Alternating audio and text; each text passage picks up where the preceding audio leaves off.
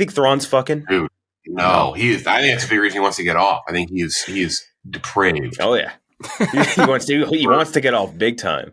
Lights, Camera, Barstool, Ahsoka breakdown, the penultimate episode of the Star Wars Disney Plus series that everyone's pretty pumped about. It seems like across the board.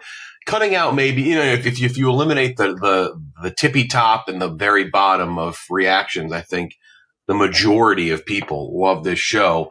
One episode left. Jeff D. Lowe, Ken Jack, Gooch. Make sure to subscribe if you're watching on YouTube. Like the video if you can. One episode left after this one. Quick thoughts. What do we think? I liked it. Definitely not as good as the previous two. But this show is humming, I would say. That's probably the best way to put it. Mm-hmm. I think that's a perfect way to put it. I think it's gotten, there hasn't really been a hiccup, right? Like every episode's been pretty fucking stellar. I know people kind of bumped off after they had the two really good episodes and then one where they were like, oh, it's not as good as those. But like, it's such an impossible episodes to follow up with how good they are that like, I'm just surprised how consistent they've been able to keep the quality. It's like so high up there. It's crazy, especially for Star Wars. Yeah, no, this is great. I mean, I think since episode 3, I've been saying it, this show really turned a corner and hasn't stopped since. This was my least favorite out of the last 4, but that's just, splitting hairs at that point. Getting more Ezra was awesome. We'll get more into it. Getting more Ezra was awesome. Ahsoka back in the mix. Lightsaber duels. I think Dave said that too many lightsabers. Nah. Give me all the lightsaber duels you can give me. Our boss, Dave, not Dave Filoni. Let us be very clear on that. Yeah, no, Dave Filoni. Dave Filoni says, "Fuck it, just Leroy Jenkins, all the lightsabers." And I've been loving. Well, I was actually I'm glad you bring that up first because I was actually very worried. Not worried. I guess worried is way too dramatic, but I did think that Ezra was going to pull some shit out and be like, "I found a lightsaber here." Like it was. We built one, and then he didn't. Say it again? He needs the blaster one, that original one. He needs the classic blaster, which is, I guess, just completely destroyed from the end of Rebels. Yeah. It's kind of. I hope we see that in live action. It would be cool, but it's like, is it bringing in C-3PO levels of fan service to have him rebuild that blaster? We'll get to that in a second. But I like that he just used Force Push. Like, that was a really cool – we haven't really seen that. A character who only uses Force Push to, like, battle and attack. He was like, I don't need the fucking lightsaber. I'm gonna just throw them. That's basically what I'm going to do. It was a cool element to that. Because I did think – I was like, oh, he's going to pull out some fucking lightsaber or some shit. He his little turtle friends built him something. He blasted a little bit. He was blasted with the blaster, yeah.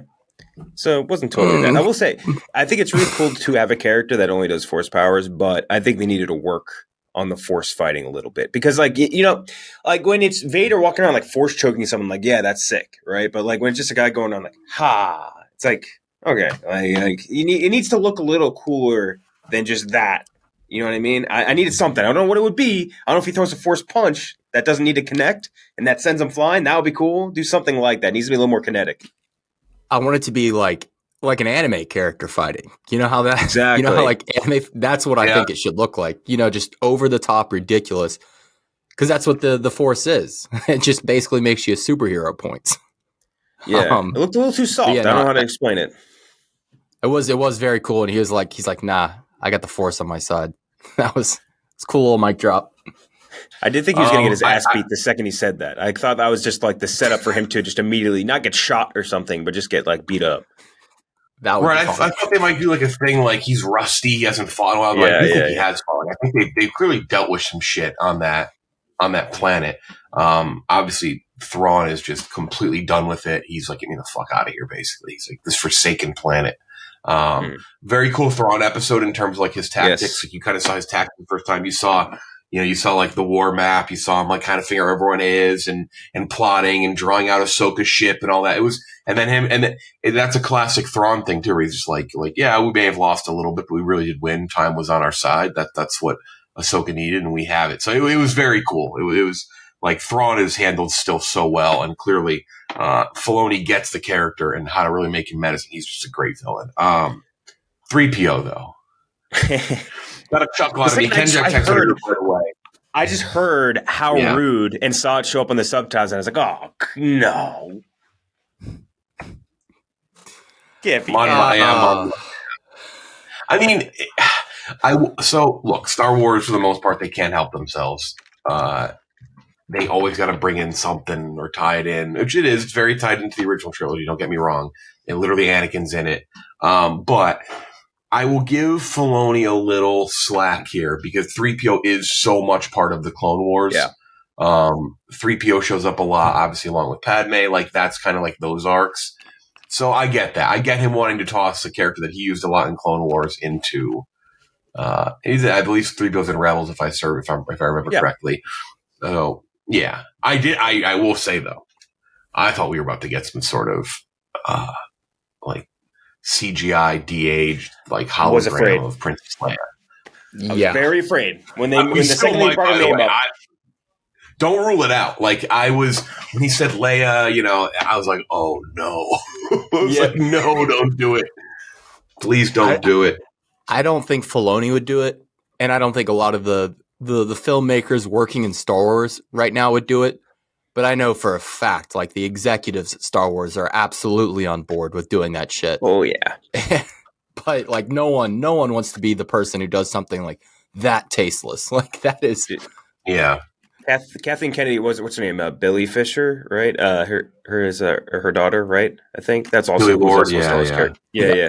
They offered her a bag. I bet they're like, let us use some face scans, let us use a couple things, we'll throw it in there, and I presume she would say no, hopefully, but money's money. So, but yeah, no, I was very afraid. I'm with you. The second that she was brought up, I was like, I swear, please don't show her face, don't show her walk in, don't even show the back of her head, like don't nothing. And thank God they didn't. I mean, I do like just referencing her is totally cool. Yeah, that's fine.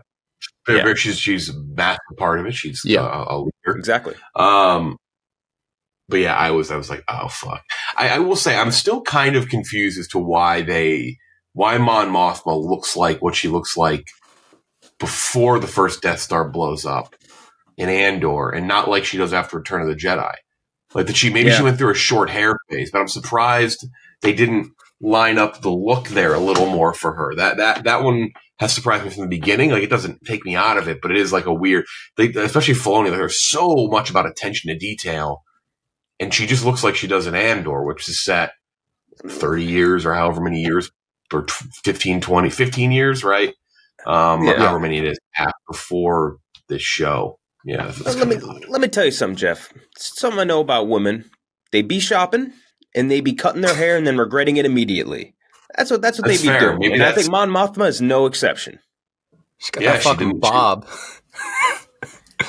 It's a better haircut than the one in Return of the Jedi. Don't get me wrong. It's significant. It's the number 2 haircut in the series, only to Shin Hati. Ooh. Shin Hati. Hello. Shin is hello. I will say we do joke about like the CGI Leia and stuff. It is nice to see they like didn't do too much fuckery with Mon Mothma. Like they just kept the same actress. They didn't try to do something to like make it perfectly replicated. Like that is something they could have obviously done with Tarkin, who they ended up completely CGIing in Rogue One. Though I still say that doesn't look, especially for the time period, because like the first time they really done it, still looked bad. So I guess give them credit there for like not really caring about that and just like throwing it in there because we know who it is and it shouldn't really matter because it doesn't. Baylan, I think that's so. Obviously, we see Ahsoka back with Sabine and Ezra, who looks like he's part of the Fremen and Dune. His eyes are so blue. Should we talk about that? The contacts. Do you guys want to talk about that? They're very blue. They're very blue eyes. Look, you got to. I think there's a point where, and I mentioned this in our group chat too. I was like, when you don't do the color contact thing, people don't generally get mad, especially if like there's an existing property with like people. When Daenerys didn't have purple eyes in Game of Thrones, the book fans were furious, and they generally do get mad about that type of thing. I don't think I wouldn't care if he had brown eyes or anything like that, but yeah, the blue eyes are interesting. He's got very blue eyes in the series. So my take has always been when you're going from whether it's book to screen or animated to screen, I don't think you should adhere to that. Like because it's just we're not there yet with cosmetics. Like color contacts almost never look good. They always look a little off. Like The Witcher, I think is the biggest example of that. Kinjack, you'd notice that too. Like the contacts are very noticeable, and like it just kind of takes you out at points. I kind of like it. Or like going. I like it in The Witcher. I think she just looks hot though. That's just a person thing. Yeah, she's just really hot. No. I mean, Henry Cavill, more specific, or I guess because he does the thing with his eyes. You know what I mean? Yeah. I think the color context always kind of, it's a little just too much. Or like even Jason with his green ass hair. Like I think you can mute those things down a little bit when you're going to live action. It's just a lot. Yeah, it does become a little distracting. It almost turns into like remember like The Fifth Element, the way people would dress in that movie, like with like the orange hair. With like all that shit, it does feel a little distracting at points where it's like it's almost like you're watching like a party or something. You know what I mean? I don't know how to explain it exactly. It's like you're watching some people playing around in Party City or some shit. Yeah, like cosplay. Yeah, exactly. Balin is kind of the last big thing to talk about. Balin tries to stop Ahsoka. He really kind of does. He's clearly matching her beat for beat.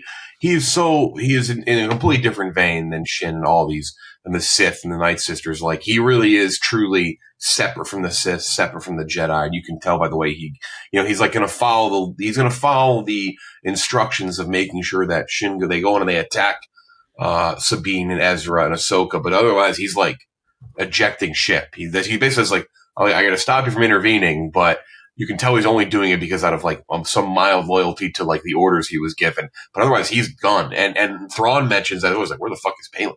And so I don't know what they're going to do. Obviously, look, it goes without saying, Ray Stevenson is no longer with us. He passed away. So I don't know if they're going to recast it. I don't know what's going to happen to the character. It does not seem like his arc is going to be wrapped up in this final episode. So my guess is they're probably going to recast it. It's a great character, so I really do hope they recast him. It's a phenomenal character. He's I feel like tied into it though, like to a decent chunk. Ray Stevenson was like his performance of it is just great. It's like this sort of dejected, like sort of stoic guy that just is kind of like pissed at the lot he was given in life, but not like angry at himself, but just like it is what it is, and I've come to a realization of where my path is going, and I like that character. Also, this dude must be fucking balling, because think about Balin Skull for a second. He beats Ahsoka like 3 times already. Ahsoka's beaten Darth Maul twice. She's beaten Vader. She's beaten Inquisitor. She's beaten Ventress. She's beaten Grievous twice. And Balin Skull just beats her ass on a now a routine basis in this show. So Balin Skull, like theoretically, by like transitive property, like Balin Skull could beat Vader. Like, you know what I mean? This dude is a fucking monster. He's a behemoth in this world of lightsaber wielding monks. He's a fucking psychopath. Love this dude. Yeah, no, he's nice with it, as the kids say. He's very nice with it. Yeah, I really don't know what they're going to do, but I am excited to see like why he wants to stay there, why he wants to venture off, what it could be. There's a lot of options because the Rebels really especially explore so many wacky Force-related things and Sith-related things. And with the Night Sisters there, it could be something different. So I really have no predictions there. Any overall predictions for the final episode? I do think they're going to – basically it's who is going to be left on that planet, I think is the question. Yeah. I think one of the things that I thought of was there was the scene, you know, the scene where they're showing like the Anakin holograms, which I thought was really cool, by the way. I think they did that really well. Very cool, like just kind of like a little memory thing and like looping in some shit from Rebels and Clone Wars. There was a scene in that shot where they very intently show you where she stores his holograms in the ship. And I don't know why. Like, you know what I mean? They spent too much time just like showing where she puts this in this ship. And I don't know how I'm not sure why, but I think that's going to come into play somehow. And I agree with you. I think that this season ends with, I'm not sure who it's going to be left behind, but I think it ends in a very clear Thrawn victory, because that's how you need to show this character off to audiences that aren't familiar with Thrawn. Thrawn's a winner.